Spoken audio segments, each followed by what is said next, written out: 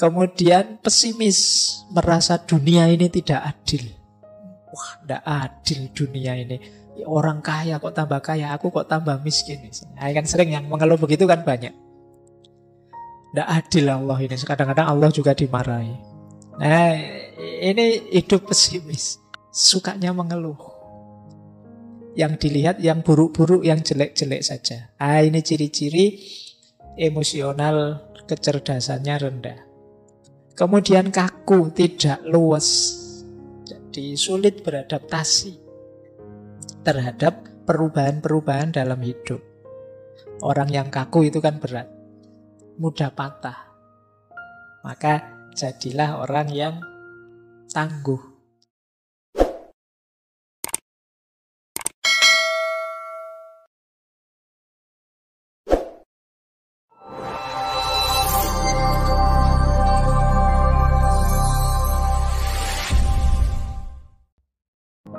Assalamualaikum warahmatullahi wabarakatuh. Bismillahirrahmanirrahim. Emotional quotient. Kecerdasan emosi. Apa sih kecerdasan emosi itu? Jadi orang yang cerdas secara emosi adalah orang yang mampu dan kuasa untuk mengenali dan memahami emosinya. Ini yang pertama. Jadi paham emosinya. Jangan dikira ini mudah loh. Banyak orang yang tidak mengenali emosinya. Banyak orang yang marah tapi tidak tahu kalau dia marah atau tidak sadar kalau dia marah. Mas, mbok jangan marah gitu. Siapa yang marah? Itu kan namanya tidak sadar kalau dia marah. Jadi orang yang cerdas emosi itu bisa menjelaskan dirinya. Dia paham dirinya. Ini saya sedang marah ini. Saya sedang gembira ini. Saya sedang sedih ini. Kan banyak orang yang menyangkal emosinya sendiri. Wah, kamu jatuh cinta ya? Enggak, katanya siapa. Tapi tiap hari stalking, lihat Facebooknya, lihat. Jadi paham emosinya dan bisa menggunakannya secara pas. Baik untuk membereskan dirinya maupun saat berhubungan dengan orang lain. Ini namanya cerdas secara emosi. Diri sendiri dan yang lain. Karena nanti ada kalanya orang itu bagus untuk dirinya sendiri, tidak bagus untuk orang lain. Atau sebaliknya, bagus untuk orang lain, tidak bagus untuk dirinya sendiri. Kalau dalam etika filsafat itu orang yang bagus untuk dirinya sendiri tapi buruk untuk yang lain namanya orang egois. Ada orang yang mengorbankan dirinya untuk orang lain, berarti kan bagus untuk orang lain tapi jelek untuk dirinya, namanya orang altruis. Jadi, orang cerdas emosi itu imbang. Ya baik buat dirinya, baik juga buat orang lain, dan dia paham tentang emosi-emosi yang ada dalam dirinya. Itu ada datanya kalau teman-teman mahasiswa ingin mendalami. Istilah ini pertama kali digunakan oleh Peter Salovey dan John Mayer. Tapi yang paling mempopulerkan istilah ini ya Daniel Goleman. Teman-teman insya Allah yang mahasiswa pasti pernah dengar nama ini dengan bukunya Emotional Intelligence. Why it can matter more than IQ. Terjemahannya dalam bahasa Indonesia sudah ada. Bajakan bukunya juga ada. Ya, sekarang buku baru itu sedih penerbitnya. Bajakannya lebih cepat daripada sini masih belum jadi, yang dijual bajakan itu sudah ramai. Yang penerbitnya belum laku satu pun malah yang bajak sudah ratusan eksemplar. Tempatnya di mana kecerdasan emosi kalau pakai teori neuroscience posisi otak? Otak kita itu kan ada 3 bagian. Ada bagian luar, ada bagian dalam, ada bagian bawah. Bagian paling luar itu namanya neokortek. Di situ tempatnya mikir, merenung, refleksi. Jadi IQ, reason, itu ada di neokortek. Nanti bagian dalam ada limbic system. Di situ emosi-emosi. Ada yang paling bawah namanya reptilian complex atau akal reptil. Kalau ini insting. Insting untuk bertahan hidup, insting untuk mencari selamat, insting untuk berketurunan, dan lain sebagainya. Itu yang paling bawah, mungkin daerah dekat leher sini. Ada yang lebih dalam untuk emosi-emosi namanya limbic system. Yang paling luas, paling besar itu neokortek. Nah, kecerdasan emosi itu ya ketika aspek reason ketemu dengan aspek emosi. Jadi kecerdasan emosional itu mudahnya bagaimana kita mengelola emosi kita secara rasional. Jadi dia adalah persilangan antara reason dan emotion. Jadi berarti ya reasonnya juga dipakai dalam rangka mengendalikan emosi. Makanya ada yang bilang kecerdasan emosi itu dari subconscious menuju conscious. Dari bawah sadar menuju sadar. Jadi emosi bawah sadar itu kan emosi yang otomatis keluar dari diri kita. Ini kalau tidak dikendalikan oleh reason, oleh unsur neokortek tadi, ya kadang-kadang meleset tadi. Seperti Genghis Khan tadi, dia karena tidak mikir dulu ini kenapa sih elang ini yang biasanya patuh, biasanya jadi pembantu kok malah ngerusak, ada unsur apa? Yang dia mendahulukan subconsciousnya, dorongan dalam diri, dorongan kemarahannya, ya akhirnya menemukan kemalangan karena dia tidak berpikir panjang. Jadi kecerdasan emosi itu bagaimana dorongan bawah sadar kita kendalikan secara sadar. Emosi-emosi yang muncul dalam diri kita kelola secara pas, secara sadar. Inilah kecerdasan emosi. Ini untuk yang ini silahkan nanti yang ingin belajar neuroscience tentang konstruksi akal kita. Baik, saya lanjutkan. Tidak berlama-lama di situ nanti teman-teman puyeng. Kita masuk ke sini ya. Bedanya apa sih IQ sama AQ?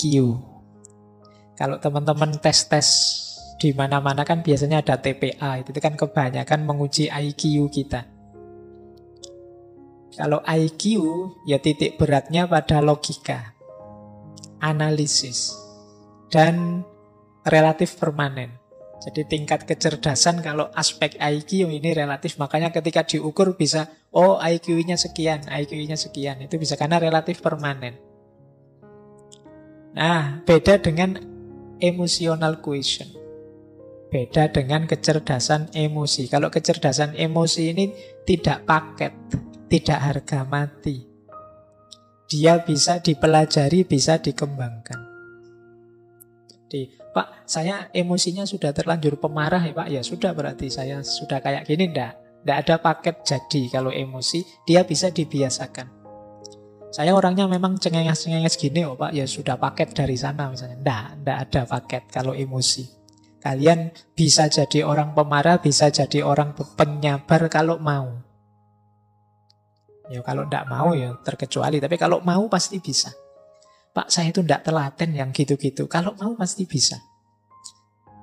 Telaten itu bisa dilatih. Jadi kalau urusan emosi bisa kita kendalikan. Dan jangan khawatir kalau katanya Goleman malah bisa lebih 80% kesuksesan hidup itu ditentukan oleh emotional quotient. Kecerdasan emosi. IQ hanya sekitar 4%. Nah, jadi ini bedanya IQ dan AQ. Emosi dianggap jauh lebih penting. Meskipun di situ saya tulis 40%. Karena dari banyak buku itu macam-macam. Yang sangat senang ya menyebutnya 80 ke atas. Tapi ada yang 40, ada yang 60. Ya kita ambil 40 lah ya. Tapi itu kan sudah besar. Jadi 40% dari hidup itu sudah luar biasa. Karena nanti masih ada spiritual, masih ada multiple question yang itu membuat 40 itu sudah sangat besar. Belum nanti minggu depan kita ketemu spiritual. Jadi emosi penting dibandingkan kadar kepintaran kita. Ya seperti tadi ada anak yang pinternya luar biasa tapi hidupnya terbalik dalam satu seketika ketika salah mengambil keputusan dipengaruhi oleh emosi. Kadang-kadang kan kita waktu terpengaruh emosi melakukan sesuatu dan kita sesali selamanya. Kenapa emosi ini penting? Nah, ini asumsi-asumsinya. Jadi asumsi itu dasar berpikirnya. Kenapa kok terus ada kecerdasan emosi? Yang pertama, dalam hidup ini sebenarnya emosi itu lebih mewarnai kita. Jadi kita itu menanggapi sesuatu biasanya yang muncul dulu itu rasa atau emosi kita. Mungkin ada teman-teman atau bapak ibu yang belum pernah ke sini itu. Begitu masuk ke sini itu kan yang keluar dulu kan emosinya. Mungkin seneng, mungkin kaget, mungkin macam-macam. Itu kan emosinya dulu. Baru setelah itu pikiran bermain. Oh, yo pantes rame wong yo ada minumnya misalnya. Nah, itu pikiran belakangan, tapi kesan awalnya itu yang maju emosinya dulu. Jadi orang itu lebih banyak disituasikan oleh emosinya, bukan oleh pikirannya. Jadi kalian seneng dulu misalnya yang suka ngaji ini, suka dulu dengan ngaji ini, alasannya belakangan.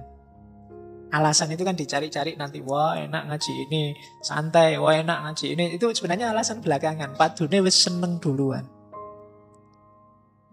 Kalau kalian tidak seneng, dicari-cari juga alasannya untuk tidak seneng. Iki ngaji cap opo, tidak ono Qur'ane, tidak ono ini dicari. Nah, itu belakangan juga. Yang lebih dulu apa? Tidak senengnya dulu. Yang setuju filsafat sama anti filsafat itu mesti suka dulu dan atau tidak suka dulu baru cari argumen. Nah, itu manusia. Jadi manusia itu lebih disituasikan oleh perasaan dan emosinya. Baru kemudian pikiran masuk. Meskipun tidak harga mati seperti saya bilang tadi. Bisa saja nanti setelah mikir dalam, wah keliru saya kalau senang. Harusnya saya kritis ini. Nah ini belakangan tapi bisa diubah. Nah jadi itu asumsi pertama. Manusia itu disituasikan oleh emosi dan perasaannya. Baru kemudian pikiran merespon yang kedua.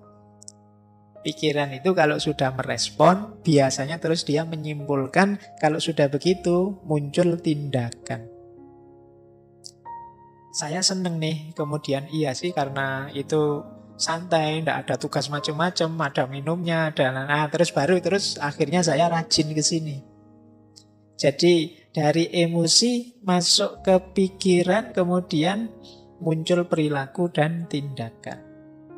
Jadi kalau di situ saya tulis behavior, perilaku itu kan kalau terus-terusan jadi kebiasaan. Dan itulah nanti yang membentuk performance kita, profil kita. Baik, jadi rumusnya itu kalau emotional quotient. Jadi manusia itu disituasikan oleh emosinya, setelah itu pikiran merespon, dari situ muncul tindakan.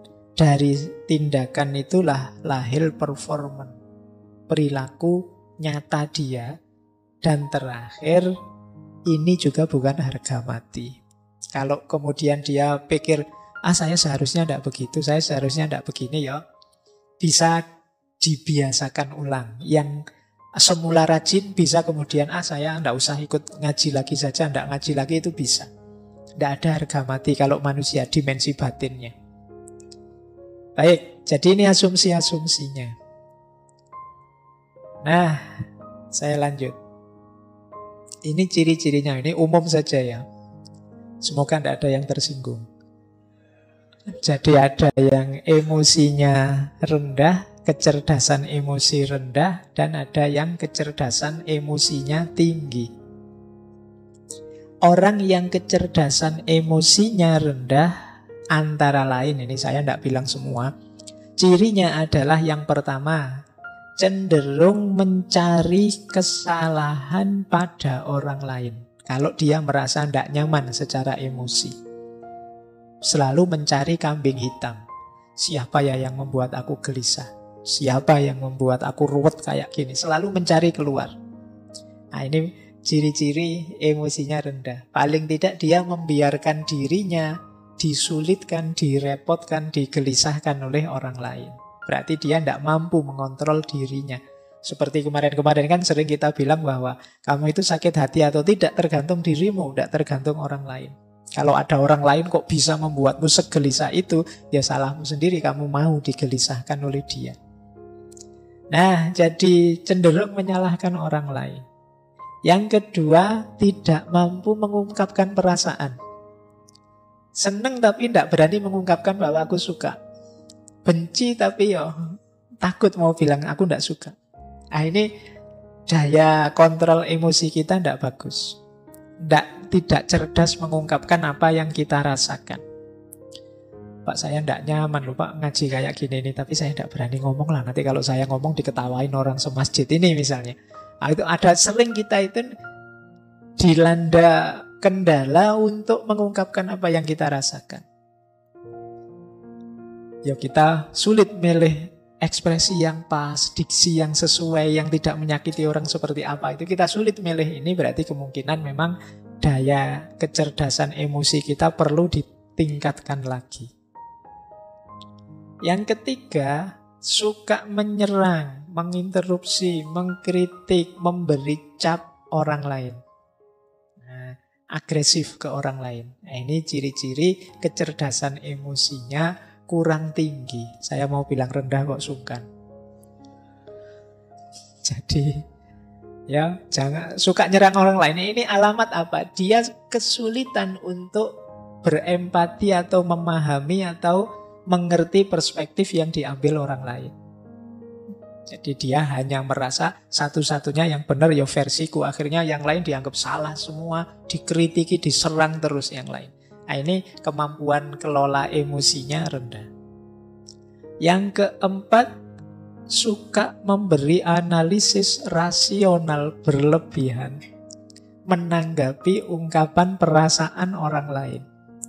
Nah, ada enggak teman-teman yang punya teman ketika kita sedikit curhat padanya, kita curhat 3 detik, dia nasihatnya setengah jam. Ya. Aku itu loh kok perasaanku enggak nyaman ya. Wah, terus kita nasihati, ya hidup itu memang begitu, ada teori ini ada. Iya. Jadi itu sebenarnya ya termasuk ciri-ciri belum matang emosinya. Masih ingin mendominasi, masih ingin menguasai, masih ingin orang lain harus ikut dia. Nah, terlalu banyak ingin ngontrol. Berarti dia ingin memposisikan diri lebih tinggi dari temannya, dari sahabatnya. Nah, termasuk ciri emosi yang rendah adalah sering bohong tentang perasaannya atau emotional dishonesty. Ini sama seperti tadi. Kalau tadi tidak mampu mengungkapkan, kalau ini bohong. Mungkin demi citra, mungkin demi orang lain senang, mungkin demi macam-macam. Tapi intinya dia bohong. Padahal itu merugikan dirinya, bisa juga merugikan orang lain. Karena orang lain jadi sulit memposisikan diri di hadapan kita.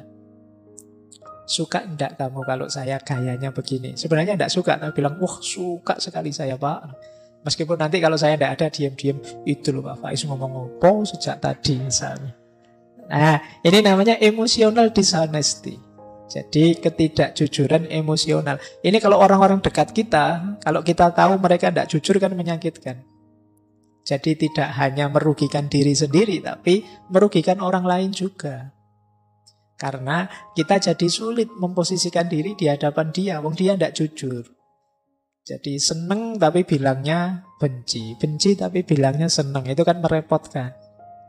Jadi ya mbok kalau seneng bilang saja seneng, meskipun saya seneng sih tapi ya kamu tidak usah terbebani lah, wong cuma saya saja, kok kan tidak masalah.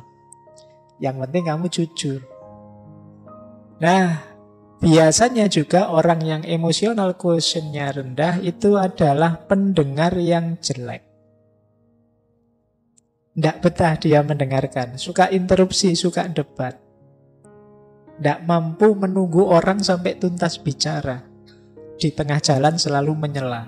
Nah, ini kemampuan kontrol dirinya rendah. Mungkin kadang kalau debat itu kan sering saling nyamber itu. Mungkin dia khawatir kalau ini teman lawan bicaraku selesai ngomong, jangan-jangan sulit aku bantahnya. Akhirnya dicegati tengah jalan. Nah, ini pendengar yang jelek. Berarti debatnya memang nyari menang kalah, bukan mencari yang benar. Maka yuk latihan. Terus melebih-lebihkan atau mengecil-ngecilkan yang dirasakan. Kan banyak orang itu hal kecil diheboh-hebohkan. Perasaannya sendiri yang biasa saja sebenarnya itu urusan sepele, tapi seolah-olah wah, sekedar misalnya, wah aku kok enggak kebagian minum ya. Wah, jangan-jangan takmirnya sentimen saya. Jangan-jangan dibesar-besarkan. Ini mungkin dia khawatir tersaingi oleh aku mungkin. Dia khawatir mikirnya tidak karu-karuan, melebih-lebihkan.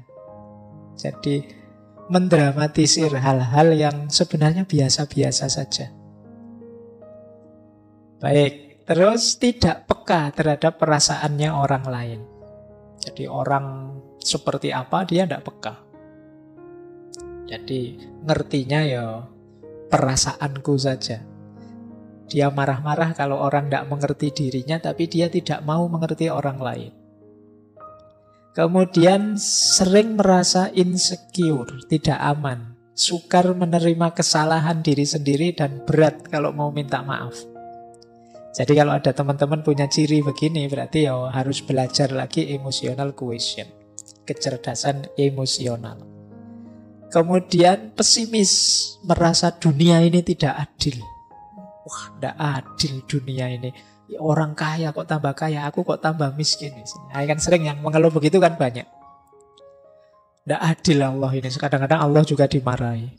Nah, ini hidup pesimis. Apa maunya Allah itu? Saya kemarin baca di mana itu. Apa yang dipikirkan Tuhan itu kan gitu. Kan banyak yang komplain dengan kalimat-kalimat begitu. Baik, jadi pesimis. Sukanya mengeluh. Yang dilihat yang buruk-buruk, yang jelek-jelek saja. Ini ciri-ciri emosional kecerdasannya rendah. Kemudian kaku, tidak luas. Jadi sulit beradaptasi terhadap perubahan-perubahan dalam hidup. Orang yang kaku itu kan berat, mudah patah. Maka jadilah orang yang tangguh. Tangguh itu bukan berarti kaku. Kalau pakai ilustrasi biasanya orang berilustrasi kayak sabuk. Sabuk itu kan lentur. Jadi kadang-kadang dipakai di gigi satu ya bisa, di gigi dua bisa. Kalau kita sedang kerempeng ya masih bisa pakai yang gigi paling awal. Nanti kalau sudah agak makmur bisa. Luwes sabuk itu dipakai seperti apa saja bisa. Karena apa? Dia lentur. Beda dengan yang kaku, tombak misalnya. Itu kan tidak bisa dilipat, tidak bisa ditekuk. Kalian bawa tombak naik motor, ya malang-malang tidak karu-karuan. Karena apa? Kaku, mudah patah. Tapi kalau pakai sabuk gampang. Nah, itu maka orang-orang yang emosinya tidak bagus, cara pengendaliannya ya dia biasanya kaku. Sulit sekali dinego. Sulit sekali dilembutkan. Terus biasanya kemudian jadinya tidak harmonis dengan orang. Lebih harmonis dengan yang bukan manusia. Ya, dengan koleksinya, dengan binatang kesayangannya. Sampai kemarin ada yang menikah sama kambing itu ya. Mungkin dia sudah putus asa dengan manusia, itu dia. Jadi kenapa ada orang putus asa dengan orang lain? Karena dia sendiri sulit membangun relasi yang harmonis dengan orang lain. Dia menyangkal fakta bahwa kita ini makhluk sosial yang tidak bisa hidup sendiri. Nah, jadi itu diantara ciri. Kalau ada orang kok lebih sayang dengan motornya, dengan mobilnya daripada keluarganya, anaknya, istrinya, itu kemungkinan ada masalah dalam relasi. Terus puas kalau bisa menghina orang lain, mengalahkan orang lain. Kadang-kadang dibela-belain dengan bikin hoax, bikin kebohongan. Yang penting musuhku kalah. Nah, ini berarti orang yang lemah secara emosi. Kebalikannya kalau orang yang kecerdasan emosinya tinggi, itu ya kebalikan ciri-ciri tadi. Dia tidak takut mengungkapkan apa yang dirasakan. Kalau iya bilang iya, kalau tidak bilang tidak. Kemudian tidak didominasi oleh perasaannya. Orang bisa takut manusiawi tapi jangan didominasi oleh rasa takut. Orang bisa kecewa ya wong manusiawi tapi ya jangan terus hidupmu hancur gara-gara satu kekecewaan kecil. Jadi tidak didominasi oleh perasaan. Kemudian mampu membaca isyarat-isyarat, tidak hanya kata-kata. Ini hubungannya dengan kepekaan tadi. Misalnya sudah jam 10 ngaji tidak selesai-selesai, yang di sana menguap, yang di sini menguap, tapi saya ngomongnya asik saja, tidak peduli. Itu padahal di sana sudah isyarat itu kan, menguap itu ngantuk. Nah, membaca bahasa nonverbal ini salah satu ciri kecerdasan emosi. Itu nanti kayak orang ceramah, tidak selesai jamaahnya sampai mulet-mulet dia ngomong terus. Sampai dikode gini-gini juga tidak paham. Materinya malah ditambah. Al-waktu kas-saif. Waktu memang penting. Ini sudah diminta selesai, tidak paham. Ini komunikasi nonverbal namanya. Ciri orang yang cerdas emosi. Kadang-kadang dikedipin sekali saja paham. Itu cerdas. Kita mengangguk atau menggeleng sebentar dia paham. Itu cerdas secara emosi. Banyak orang yang tidak peka dengan yang begitu-begitu. Nah, kemudian orang yang cerdas emosi itu melakukan segala sesuatu karena dirinya sendiri. Tidak tergantung atau mudah terpengaruh oleh segala yang di luar dirinya. Jadi dia bisa memotivasi dirinya. Hari ini kan banyak orang untuk motivasi saja mahal-mahal ngundang motivator. Biar saya tidak males, Pak. Oh, tidak males saja kok mahal. Tinggal kamu tidak males kan selesai. Tapi kan kita menghabiskan biaya banyak untuk memotivasi diri kita. Loh, orang yang cerdas emosi itu mampu memotivasi dirinya. Kemudian kebalikannya orang yang rendah emosinya, dia optimis, orang yang cerdas emosi itu. Kemudian nyaman kalau membicarakan perasaannya, tidak malu-malu. Kemudian tidak kalah oleh emosinya seperti tadi. Nah, mampu merenungi dirinya, mampu muhasabah kalau bahasa agama.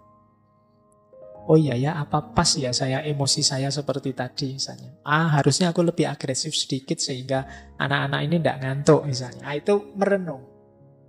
Karena saya bilang tadi ya, emosi kita itu bukan harga mati. Tidak seperti IQ.